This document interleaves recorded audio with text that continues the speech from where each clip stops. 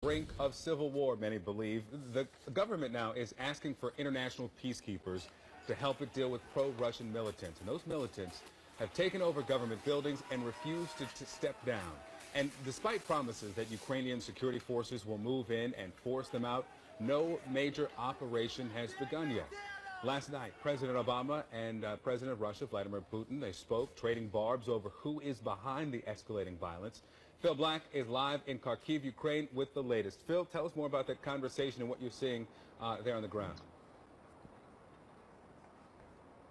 The conversation, Victor, is one with two very stark, different positions. One where Russia says that the actions, the uprisings that are happening here are organic, they are grassroots, they are a result of the poorly functioning new government in the center, the central government in Kiev.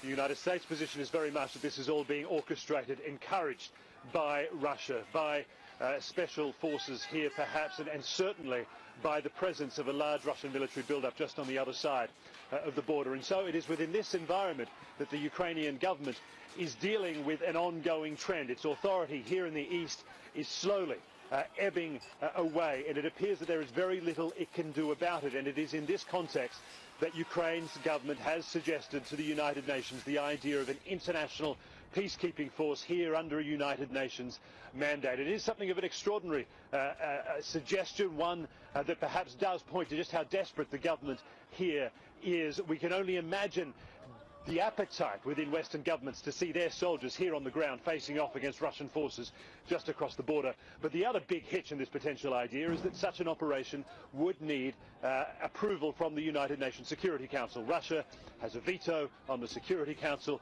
It is impossible to imagine a scenario where it would allow Western forces to be here on the ground so close to its own border within this territory where it clearly believes it continues to have a sphere of influence. But for the Ukrainian government, the question remains, what can it do? Because every day this situation continues to escalate, its authority diminishes, and so far tough talk hasn't worked. Talk of amnesties and negotiations, that hasn't worked either. But what is clear from this suggestion regarding a UN peacekeeping force is the Ukrainian government does believe it needs further support from the international community to prevent its country from fracturing further, Victor. And possibly on the brink of civil war, as we said. Phil Black there for us in Kharkiv. Phil, thank you.